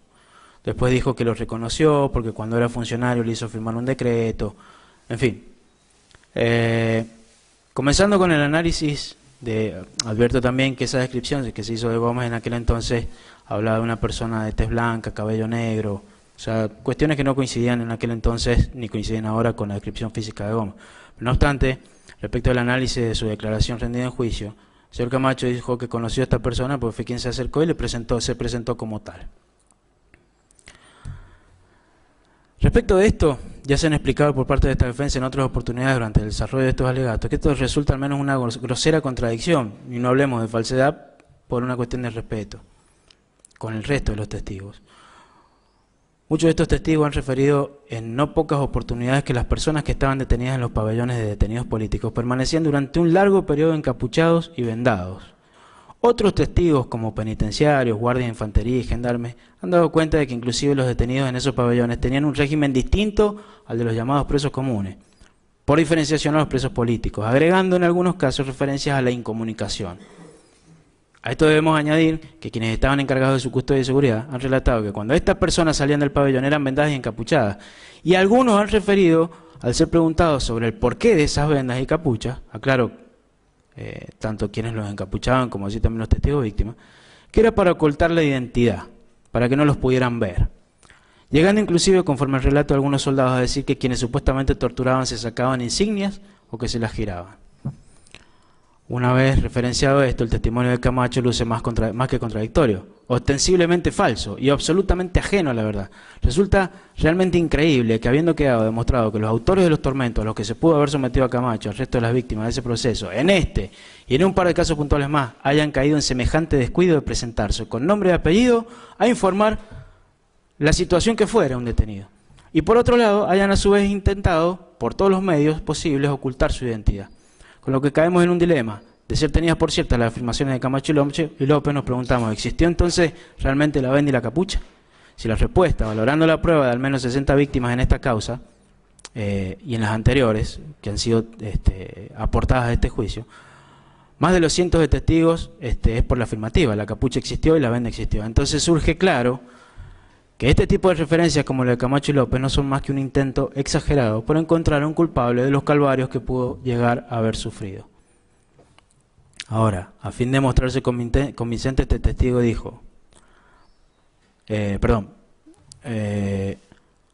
para muestra de ello, muestra evidente de las falacias de Camacho y López y la imposibilidad de valoración de sus testimonios como prueba cargosa, Se me hace necesario referirme a sus declaraciones en la etapa de instrucción. En la audiencia del 30 de mayo del 2007, el testigo, luego de haber denunciado tormentos por el sufrido y lanzado nombres de presuntos autores y de haber referido otra de las fuentes de conocimiento de esos nombres, o sea, la Gendarmería, como siempre, prueba que ya he analizado y a la que me remito, relató de una manera pormenorizada digna de un historiador cómo fue el hecho en el que muriera Ángel José Alberto Carvajal. En ese relato pormenorizado dio cuenta de horarios, referencias a situaciones precisas, tanto al momento en que sacaron al señor Ángel Carvajal, como de la hora que lo trajeron, citando hora y una circunstancia que le permitió acreditar la precisión de su relato. Inclusive dijo que quienes lo habían traído de nuevo a su celda. También Camacho y López, en esta declaración, dijo que no le consta ni se comentaba que, en este caso era Gómez, hubiera participado en las torturas dentro del penal. Ahora bien, luego de unos días, habiéndose percatado de que en su afán de relatar las terribles calamidades que habían sufrido los detenidos por parte de las personas que él había venido mencionando, solicitó al juzgado de instrucción una ampliación de su declaración testimonial que se le concedió y fue prestada el 12 de junio del 2007. Se presentó a declarar respecto de la muerte de Ángel José Alberto Carvajal, que había relatado, diciendo que había incurrido en un error, que se refería a la muerte de otra persona, de apellido Medina, un tucumano, que se lo llevaron una noche y nunca más supieron de él, agregando que sí es cierto que había dicho que a Carvajal lo había hecho aparecer como un suicidio, y que ese comentario lo escuchó del Gorrión Carvajal, estamos hablando del hermano del señor Ángel José Alberto, cuando ya se encontraba en libertad. Es dable advertir entonces que la mentira que contó en instrucción el señor Camacho es verificable con el periodo de su detención, además en el penal, que finalizó el 3 de enero del 77, y la muerte del señor Carvajal ocurrió el 17 o 18 de agosto del mismo año. Conforme a lo vertido, podemos ver cómo esa mentira estuvo presente en las declaraciones de testigos desde el año 2007, como también podemos comprobar que los testigos tenían comunicación entre ellos, por la causa que fuere, y aunque se quiera tener por imposible la incomunicación entre testigos por las razones más variadas, como se han escuchado durante este debate, al interrogar a los testigos sobre si se conocían entre sí a los fines de evaluar la credibilidad de sus testimonios, entre ellas que San Juan es una provincia chica, eran los argumentos, y que la mayoría se conoce, dados por los propios testigos cuando se hace referencia a la posibilidad de conocimiento y de contacto con otros testigos que eventualmente podrían venir a declarar. Por estas razones es que resulta evidente que el testimonio de este y de otros tantos testigos como pudieron resultar contaminados, viciados por referencias ajenas a la realidad vivida. Y otra cuestión trascendente de destacar, porque aparentemente era lo único en lo que reparó el fiscal efectos de acusar a Cardoso, es que en la última declaración en instrucción de Camacho, en la que fue intentar salvar de algún modo sus falsas aseveraciones, se le exhibió del complejo fotográfico de personal militar, reservado en los autos SOI 1204, y es donde reconoció a Cardoso. Pero lo que interesa destacar aquí es que dicho reconocimiento no fue tal, sino fue una exhibición informal, sin el cumplimiento de los requisitos de admisibilidad previstos en el Código Procesal Penal a los fines de su validez, y en momentos en que las fotografías estaban ubicadas y eran sometidas a este acto sin las formalidades previstas, sin variar siquiera el lugar de ubicación ni foliatura, con lo que bien pudo haber ido el testigo con una referencia previa sobre a quién debía reconocer y marcar, y en qué lugar del álbum se encontraba su fotografía. No olvidemos que fue el propio Camacho quien manifestó que lo que dijo haber presenciado respecto a la muerte del señor Carvajal se lo contó el hermano de este. Entonces, expuesto todo lo anterior en cuanto a las falacias de Camacho y López que emergen de las constancias analizadas de su propio testimonio, y el hecho de que tampoco surge de este testimonio ni existe prueba documental que acredite la participación en sus padecimientos de Eduardo Daniel Cardoso, me coloca esto en las condiciones de solicitar la absolución de mi asistido de los delitos en esta causa y que por esta causa se le han imputado. Paso ahora a analizar lo concerniente al testigo, a la víctima número 17, José Luis Gioja. Dijo el Ministerio Público Fiscal que el 29 de marzo del 76, Gioja, al regreso de la provincia de Buenos Aires, se encontraba allí debido a razones de su cargo público, tomó conocimiento de que su hermano y padre los habían detenido en la ex legislatura. Su padre, al ser liberado, le manifestó que era a él a quien buscaban y por tal motivo José Luis decidió renunciar a su cargo de director del Instituto Provincial de la Vivienda cuando se encontraba en dicha repartición, despidiéndose de los empleados del IPB. Dos policías se le acercaron y le dijeron que debía acompañarlos a la central de policía. El jefe de la fuerza deseaba hablar con él. José Luis Gioja fue con ellos hasta el edificio de la policía y allí quedó detenido sin hablar con el jefe de la policía. Lo llevaron a una oficina del primer piso, le vendaron los ojos, lo maniataron y lo trasladaron a la ex legislatura. En este edificio fue sometido a interrogatorios, vendado, encapuchado y maniatado, bajo tormentos y apremios ilegales. Posteriormente fue llevado hasta el penal de Chimbas, junto a otros detenidos, y allí también fue objeto de interrogatorios bajo tormentos y apremios ilegales. Finalmente Gioja recuperó su libertad el día 3 de enero de 1977 y quiero aclarar que esta descripción es la que ha sido dada por el representante del Ministerio Público Fiscal respecto de los hechos ocurridos a Gioja.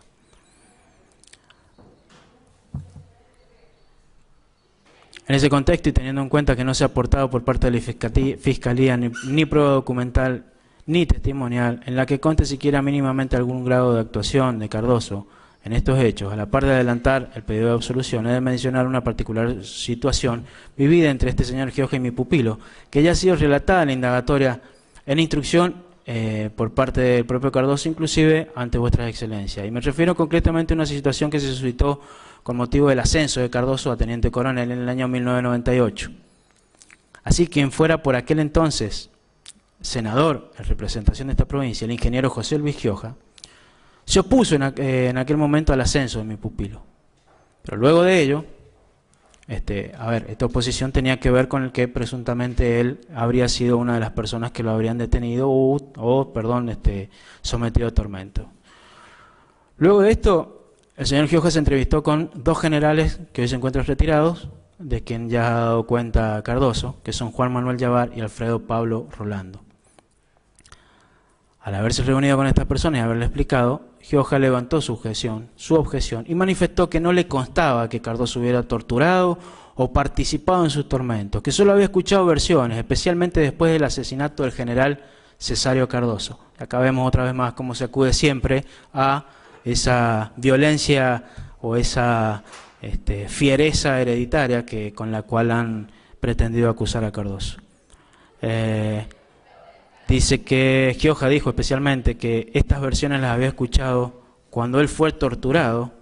después del asesinato del general Cesario Cardoso. Dice que le explicaron al ingeniero Gioja en aquella oportunidad que mi pupilo al momento de su detención no se encontraba en San Juan, que es la realidad, y que obra prueba documental de ello y que está en sus legajos también.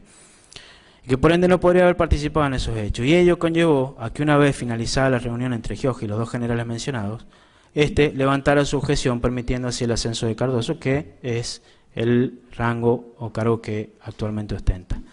Esta situación descripta puede corroborarse,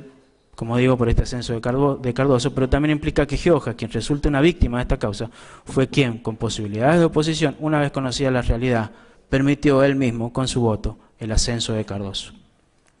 Por todo lo cual, señor presidente, excelentísimo tribunal, tampoco aquí hay una sola prueba que amerite tener por responsable penalmente de los delitos sufridos por Gioja, mi pupilo, por lo que solicito su absolución. Paso al tratamiento de los casos 18 y 19 de Jorge Alfredo Fías y Belisario Albarracín. En ambos casos, como ocurre también en la mayoría de ellos, el Ministerio Público Fiscal solo ha descrito sucintamente la plataforma fáctica, ha citado pruebas del juicio anterior, pero en ninguna de esas pruebas citadas se puede observar el razonamiento de cómo éstas serían suficientes y necesarias para neutralizar el estado jurídico de inocencia del que goza Cardoso, por lo que a la par de solicitar la absolución de los hechos narrados, también pongo en consideración del tribunal la conducta recurrente de acusar sin acreditar de alguna forma la responsabilidad penal que se reprocha en una constante remisión arbitraria a las reglas de la autoridad mediata, que atentan contra el derecho de defensa en juicio, contra el debido proceso legal, contra las garantías de igualdad y contra el principio de estado jurídico de inocencia que le asiste a mi defendido. Por tales motivos, y como no ha sido probada su responsabilidad más allá de toda duda razonable, solo me resta peticionar un especial apego del tribunal a las reglas definidas en el artículo 3 del Código Procesal Penal de la Nación, en cuanto a que el estado de duda debe necesariamente beneficiar al encartado. Así lo ha entendido la doctrina nacional, más acreditada, y en función de la brevedad y la economía procesal, no habré de mencionar acá en este tribunal, en estos alegatos, profuso material al respecto, en cuanto a citas doctrinarias y jurisprudenciales que entiendo este excelentísimo tribunal los tiene ampliamente conocidos. De esta manera paso al caso número 20, Alfredo Rafael Ávila.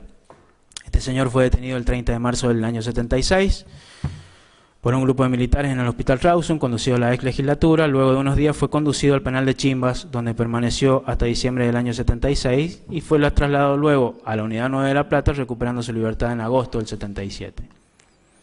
Sostiene el fiscal que los testimonios rendidos en la causa y la prueba documental le permite sostener que tanto la detención de Ávila como los tormentos a los que fue sometido son autoría del Ejército. Por razones de salud, Ávila no prestó declaración testimonial en el juicio pasado y para el presente ya había fallecido. Relató en instrucción los tormentos a los que fue sometido. En su declaración del 6 de junio del año 1986 ante el Juzgado de Instrucción Militar número 81, interrogado respecto de los hechos de los que fue víctima oportunamente denunciados ante CONADEP, dijo lo siguiente: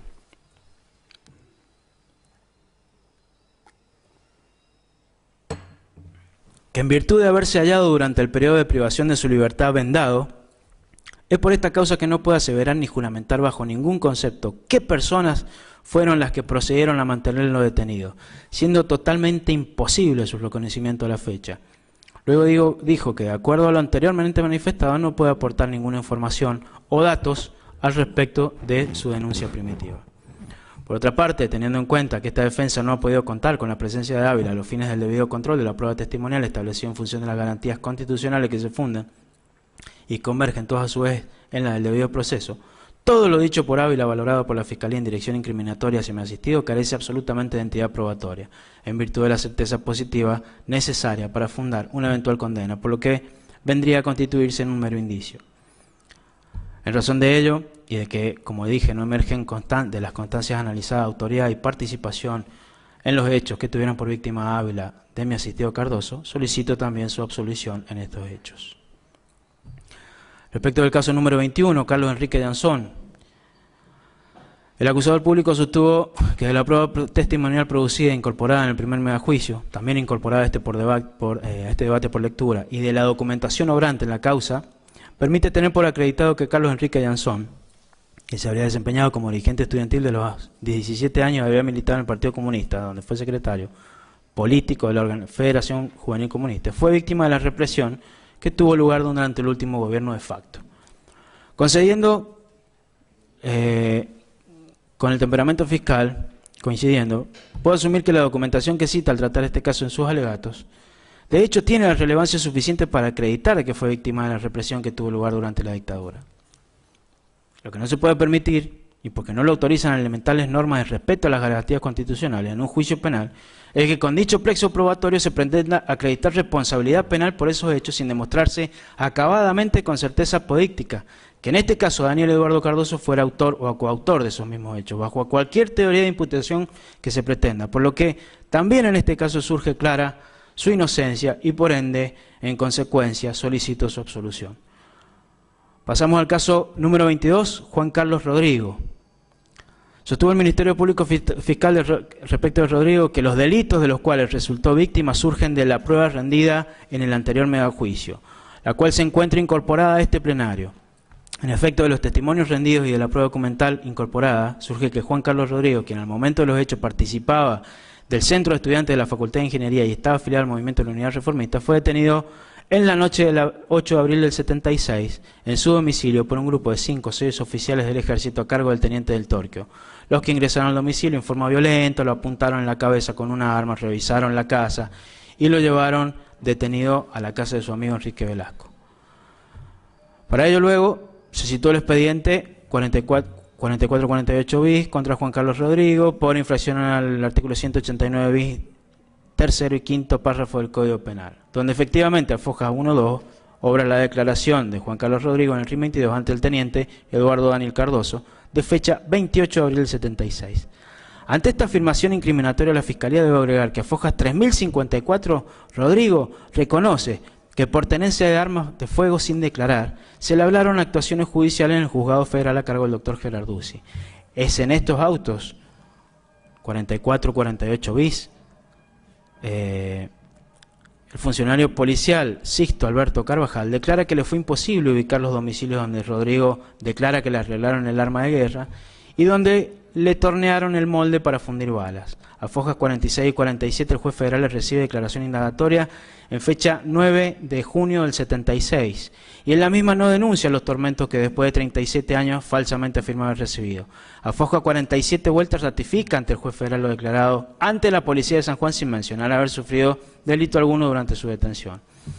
A foja 72 el señor fiscal federal acusa a Rodrigo por considerarlo criminalmente responsable del delito contemplado en el artículo 189 bis, tercero y quinto párrafo del Código Penal que se refiere a la tenencia de arma de guerra. A foja 80 el abogado defensor particular contesta la requisitoria fiscal y al dirigirse al señor juez federal no hace ninguna mención de apremios que en autos 4459 a fojas 3052 y 3052 vuelta declara haber sufrido el detenido o su defendido. Preguntado por el señor fiscal en el juicio pasado, dice que en fecha 8-9 de abril del 76 se presentó un oficial del ejército que no se identificó, revisó su casa, lo llevó detenido con Velasco, que él tenía 2 armas que no estaban declaradas, que en la casa de Velasco él era instructor de karate, que volvieron luego a la casa de Velasco y le preguntaron al oficial la razón de la detención y se identificó como del Torquio, del cual no recuerda el nombre, que ese oficial estaba acompañado por 6 soldados, acá ya no son oficiales sino que son 6 soldados, que era lo lógico y lo normal de cada operativo. Y que estos los llevaron un rastrojero color celeste o azul. No obstante, Velasco había declarado que fueron trasladados en un Unimog 3150 y 3261 vueltas, lo que más que una simple confusión marca una grosera contradicción y que a estos efectos también resulta de importancia. Dice que los dejaron en la legislatura, que no les exhibieron ninguna orden judicial, que allí los dejaron solos, no los maltrataron, que luego los vendaron, encapucharon, les ataron las manos y los llevaron al penal, y que allí del Torquio le pidió que los trataran bien. Habiéndose expresado ya respecto a este tipo de operativos y remitiendo a lo expresado por mi confensor, el señor Daniel Pirrelo, en referencia a cómo se ha acreditado la forma y modalidad en que se le abran los sumarios militares, recordando asimismo que una vez culminado se elevaban a la justicia federal, solo me resta decir que las actas de declaraciones en este tipo de causas eran elaboradas en la Oficina de Justicia del RIM y que luego de la selección de los distintos oficiales a efectos de la formalidad de refrendar contenidos, se les solicitaba a los mismos su firma, motivo por el cual la prueba que ha demarcado la Fiscalía en modo alguno acredita que los tormentos que dijo haber padecido sean achacables o hayan ocurrido en momentos en que mis asistidos habrían estampado la firma en el sumario de instrucción militar. Además de ello, no habrá constancia alguna y tampoco el referido Rodrigo haber sido trasladado al penal y allí haber sido interrogado, lo que a su vez concuerda con que no existen testimonios contundentes de que Cardoso haya cumplido con alguna tarea o que se lo ubique dentro del Instituto Penal, motivo por el cual la prueba que cito es conteste en cuanto a la acreditación de lo antes dicho, por lo cual también solicito su absolución. Y acá quiero hacer una breve mención, señor presidente, respecto de esa situación que ya hemos descrito, que como dije ya el doctor Pirrelo se ha referido, y tiene que ver con una circunstancia particular que, analizando las constancias de la causa, justamente hoy no tengo presentes acá los escritos, perdón, las copias de las declaraciones que fueron analizadas por el doctor Daniel Pirrelo, pero que bueno, haciendo un pequeño esfuerzo y tratando de recordar, en cuanto se hablaba de las distintas máquinas o de la distinta tipografía que presentaban, por ejemplo, la constancia del nombre de la persona a quien debía firmar, que en su caso era quien declaraba en aquel entonces, y las diferencias que se presentaban en muchos casos respecto de la tipografía del nombre del oficial instructor. Pongámonos y hagamos un pequeño ejercicio de abstracción e imaginémonos, otra vez volviendo a lo mismo de siempre, a esa circunstancia particular que habla de la capucha, que habla de la venda, que habla de la clandestinidad, como supuesto para encuadrar todo esto dentro de este plan criminal. Y pongámonos a pensar que, por una cuestión lógica, si una persona, como por ejemplo Cardoso, el Torquio o cualquiera de los que han resultado imputados, fuera efectivamente quien tomaba la declaración bajo tormentos, en el momento de hacía suscribir un acta, lo cual se descarta por cuestiones lógicas, como digo, pero supongamos, nos abstraigamos y pongámonos en esa situación, en el momento de la tortura, en el momento de la capucha y la venda. Todos los testigos son contestes en argumentar que la firma plasmada sobre el nombre que consta en cada una de esas actas fue hecha bajo presión y que para ese momento se le levantó la capucha para que pueda firmar, desconociendo todo el contenido de lo allí actuado. Ahora bien, los papeles, digamos, las constancias, eran formuladas en un formato de lo que entiendo hoy sería el formato oficio que habitualmente se utilizaba antes en la justicia federal. Considero que toda aquella persona que haya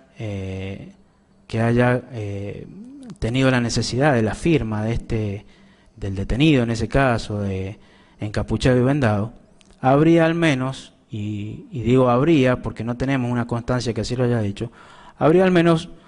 o se habría al menos preocupado por tapar su identidad, porque si ya que estaba encapuchado el testigo para que no lo conociera, me imagino que también esta sería la conducta de tapar la identidad de ese acta.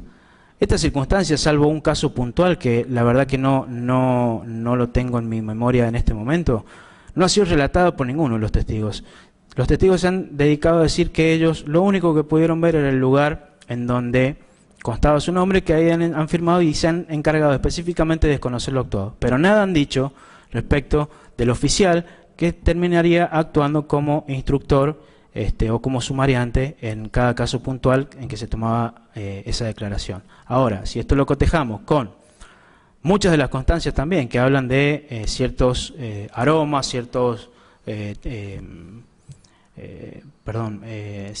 voces, ciertas tonalidades de voz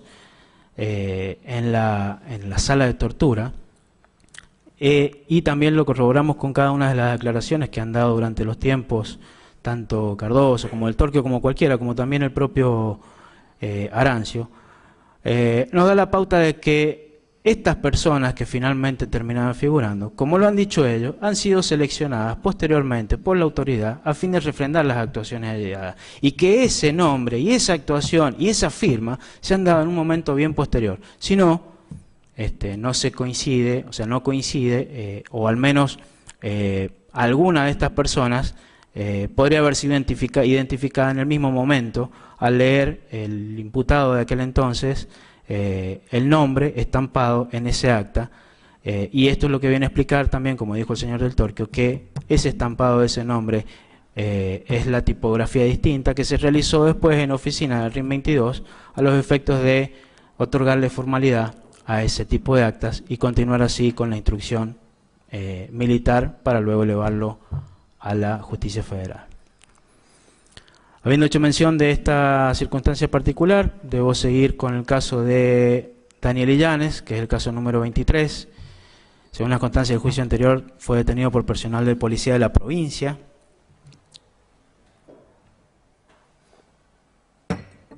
El 9 de abril de 1976 y trasladado a la central de policía. Se sostuvo ya en aquel juicio que, gracias a algunos gendarmes que los cuidaban, los detenidos pudieron conocer los nombres de algunos de los represores. También contó al respecto de la relación que tuvo de la relación de Salgado con Gómez Olivera. El testigo propuso en aquel entonces que un preso de nombre Jorge Frías, que está fallecido, y no hay constancia en la causa, fue él quien le dio los nombres, y también Gendarmería. Al respecto reitero y me remito a lo expresado precedentemente sobre los gendarmes que no nombran ni relacionan a nadie, por lo menos a Cardoso, con los hechos investigados. También dijo Illanes en el juicio pasado que al hablar con él, Jensen, estamos hablando del comandante de Gendarmería, le dijo que tenía conocimiento de un aparato de inteligencia en el que estaba Malato, Olivera, Cardoso, Vic, De Marchi, Martel y Gómez. Que Jensen habló con Membiel y le dijo de ese grupo de tareas, y le habría dicho que no se meta con ellos porque respondían directamente al general Maradona, según acta del 30 de noviembre del 2011. Acta número 7. A propósito de lo dicho, se debe considerar que Jensen, fallecido, era el jefe de la 10ª agrupación de Gendarmería Nacional, e integrante, porque él también lo reconoció, de la comunidad informativa, porque él se había autodenominado, conforme a constancias documentales que obran en la causa, como uno de los 4 grandes, por ende con responsabilidad directa sobre los detenidos a disposición del Poder Ejecutivo Nacional el penal de Chimbas por ser responsable de su custodia. Ya me he referido en cuanto a él y a su responsabilidad, pero también lo he hecho sobre el procedimiento pergeñado por este, a fin de no resultar imputado en sus últimos años de su vida, por lo que resta solo expresar que a los fines de la acreditación de algún modo de actuación de Cardoso en los hechos, fundando la acusación en esta clase de testimonios de vida, entiendo no requiere mayor análisis del que ya se ha realizado, y que para el caso en que se pretendiera con ello acreditar esa certeza apodíctica de la culpabilidad de Cardoso, se estaría atentando groseramente contra sus garantías, toda vez que se lo coloca en la difícil o imposible tarea de demostrar su inocencia, en un hecho que desconoce, puesto que no ha sido explicitada la circunstanciación de ese hecho. No hay constancia ni ahora ni antes la hubo de la circunstancia de modo, tiempo y lugar, por lo que el desconocimiento incide violentamente contra su derecho de defensa, de modo tal que, ante ello, y porque no se ha podido avanzar más allá del grado de sospecha que autorizara el sometimiento al proceso de Cardoso, es que voy a peticionar nuevamente la absolución por el hecho que tuvo por víctima al señor Illanes. Paso a tratar el caso número 24, Elías Justo Álvarez. Este señor fue detenido en la madrugada del 11 de abril de 1976, cuando un grupo de personas vestidas de civil irrumpieron en su domicilio particular. Acá hablamos de un grupo de personas de civil. Este domicilio particular estaba en el barrio San Raúl, calle La Laja 1660 en Rivadavia. El operativo estuvo a cargo de la policía. Luego de ser detenido, Álvarez fue trasladado por personal uniformado en una movilidad de la policía, en aquel momento denominaban Chancha, la central de policía. Ella estuvo alojado y custodiado en los calabozos de esta dependencia hasta el día siguiente sin haber sido interrogado. De esta unidad policial fue llevado al penal de Chimbas, donde fue alojado en una celda en los pabellones de aquel en carácter de incomunicado. Esto es parte del relato de la plataforma fáctica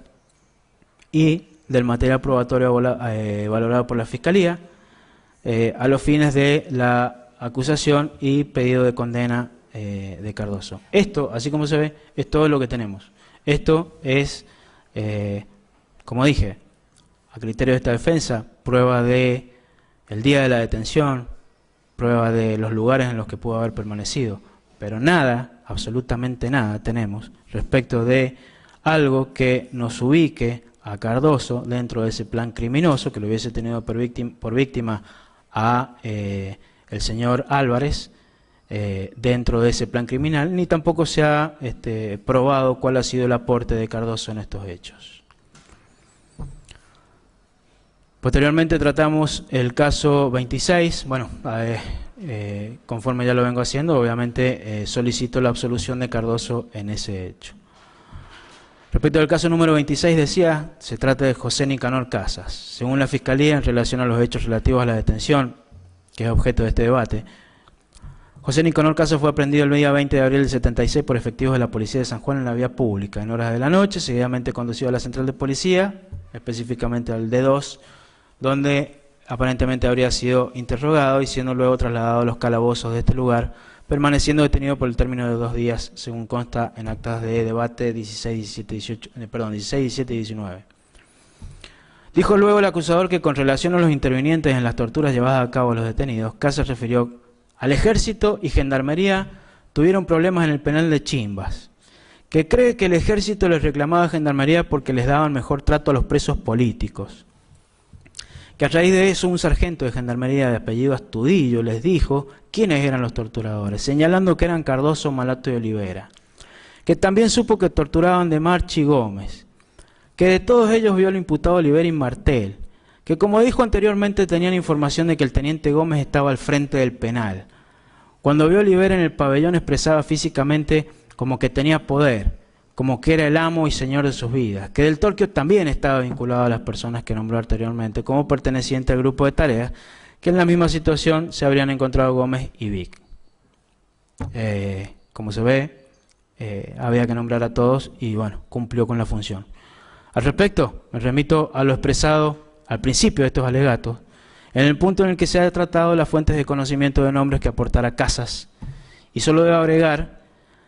que contamos con la declaración en el juicio anterior del gendarme Rodríguez Omar Agustín, del 14 de noviembre del 2012, acta número 60 y foja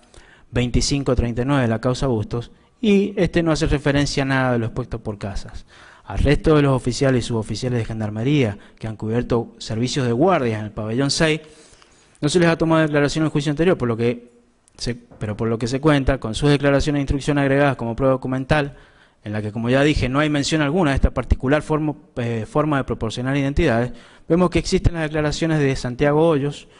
foja 2558 al 60, Francisco Rey, foja 2645, Héctor Calvi, foja 2941, Cabrera Rubén, foja 2954, Sayer Víctor Hugo, fojas 3109, y así tenemos también la de Abayay Hernán, Abayay Nicolás, Garay Jorge Roberto, Abayay Ramón, Enrique Santander y Vega Alfredo. Ya hice la referencia anteriormente a que en el juicio pasado Casas dijo que un sargento de Gendarmería Astudillo le dijo quiénes eran los torturadores, y señalando que eran Cardoso, como dije, Malato, De Marchi y Olivera. El doctor Dante Vega en aquel entonces le leyó al testigo la foja 2402 de la causa Bustos, señalando al testigo que también supo que torturaban De Marchi y Gómez y que a todos ellos los vio el imputado de Martel. Y acá también vemos cómo esa constante maniobra de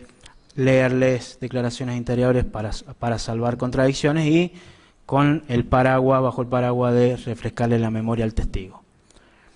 También este testigo en el juicio pasado fue interrogado por esta defensa y la pregunta concreta dijo que esa, respecto de los nombres, ¿no?, era información que corría, que era información que no tenía dueño. O sea, en un determinado momento refiere a que esa información viene de un gendarme y evidentemente al haber tomado conocimiento por el resto de las personas que se encontraban en el armado de estas causas de que los gendarmes habrían desconocido esa situación, pasamos a que esa información ya no corresponde a la gendarmería, sino que una información que corría, que no tenía dueño, o como en muchos casos acá hemos escuchado, era Vox Populi. Asimismo, en su declaración del 15 de marzo del 2007, foja 2421 en la causa Bustos, manifiesta que otra forma también había de obtener nombre y fue por intermedio de un dirigente o delegado bancario. Justamente este dirigente o delegado bancario es el señor de apellido Salgado, a quien ya me he referido. En su declaración del 15 de marzo de 2007, foja 2421 vuelta, Casas se contradice al manifestar que la lista de militares que torturaban se la dio su prima Casas, Marta, a fines del 75 y principios del 76, quien era novia de un subteniente Mejía del RIM 22. También he hecho referencia a este punto, a lo que me remito aclarando por último que, como siempre, una vez más, nunca se llega a una persona en concreto que haya referenciado lo dicho por estos testigos, al menos no con la convicción necesaria en esta instancia, dado que generalmente todo tiene una fuente difusa, no hay claridad, mucho menos certeza de este tipo de expresiones. Por otro lado, no existe otro tipo de material probatorio que confirme lo sostenido por Casas, por lo que Cardoso, en consecuencia, debe ser absuelto también por este hecho, todo lo cual dejó solicitado a este excelentísimo tribunal. Paso al tratamiento de los casos 26 y 27, Domingo Leodoro Morales y José Carlos Alberto Tinto. Respecto de la prueba que ha sido citada por la Fiscalía, que obra agregada se encuentran las declaraciones de Morales en la instrucción, en la que en el año 2007 aportó nombres, con la mención de que eran los nombres de quienes circulaban sin aportar certezas sobre cómo y entre quiénes circulaban esos nombres, acudiendo una vez más a esa información sin dueños. Posteriormente, su declaración en el juicio anterior, en el acta 72, dice que sabían que los que interrogaban era el ejército. Y el más nombrado era Malato y también Olivera y Nieto. O sea, acá había que nombrar también a todos los imputados y metieron en la misma bolsa a Nieto, que, como sabemos, no era del ejército. Y la persona se estaba refiriendo a las personas del ejército como los interrogadores. Evidentemente, esto tiene que ver también con la mención de los nombres que le fueron leídos al inicio de la testimonial, al momento en que se le preguntó por las generales de la ley. En el caso de Carlos José Alberto Tinto, de sus distintas declaraciones, tanto en instrucción como en el juicio anterior citadas por el Ministerio Público, no existe constancia ni siquiera las consabidas de dichos de terceros que ubiquen a Cardoso en algún espacio de la sucesión de hechos que lo tuvieron por víctima, y dado que el testigo se negó a presentarse a declarar en este debate, no pudo ser confrontado, por todo lo cual también solicito la absolución de Cardoso en ambos casos. Caso número 28, Waldo Eloy Carrizo. Conforme a lo sostenido respecto a la plataforma fáctica, tenemos que luego de 3 allanamientos infructuosos llevados a cabo por personal del Ejército Argentino a los fines de lograr la captura del nombrado y siendo su esposa Mónica Caño amenazada con ser detenida si su esposo no se presentaba, el señor Waldo Eloy Carrizo decidió presentarse voluntariamente ante las autoridades del RIM 22 el día 10 de mayo del 76, donde inmediatamente se apersonó un oficial que cree que era Malato y una persona de civil a la que reconoció. Dice que le taparon la cara con su propia ropa y fue subido en un unimog para ser trasladado al Instituto Penal de Chimbas. Tras un breve relato que hizo el acusador público sobre los lugares por los que pasó Carrizo y lo que dijo haber padecido, sostuvo que respecto a los responsables de las torturas que se le infringían a los detenidos, Carrizo refirió que, por conocimiento de sus familiares y por intercambiar palabras con sus propios compañeros de cautiverio, quienes aplicaban tormentos eran Jorge Antonio Olivera, Osvaldo Benito Martel, Carlos Luis Malato, saliendo todas las decisiones de ese núcleo, y que Gustavo Ramón de Marchi también estuvo en algunos operativos. Acta de debate número 66. Y ante esto debo decir que esto es todo, absolutamente todo lo que luce respecto en la pieza fiscal, la pieza de la acusación, referenciado respecto de la prueba con la que se cuenta, con los elementos probatorios que permitirían hacer esa extensión de responsabilidad que se ha hecho, esa extensión en la cadena de mandos, y así de esa manera responsabilizar penalmente a mi asistido por los hechos que denunciara este señor Carrizo, quien dijo que, como sabemos, se refirió a otras personas a quienes sospechosamente nombra con cada uno de sus nombres y apellidos en audiencia. Pero no obstante ello, como dije, esta es lo único que se ha podido extraer leyendo y evaluando detenidamente la pieza acusatoria, por lo cual tampoco surge acá un camino lógico seguido por el representante del Ministerio Público a los fines de solicitar la condena por este hecho de Eduardo Daniel Cardoso, con lo que entiendo procede también su absolución por estos hechos. Ahora, Doctor, sí, ¿podemos hacer 5 minutos de... sí, por favor, muchas gracias, señor presidente. Muy bien, señor.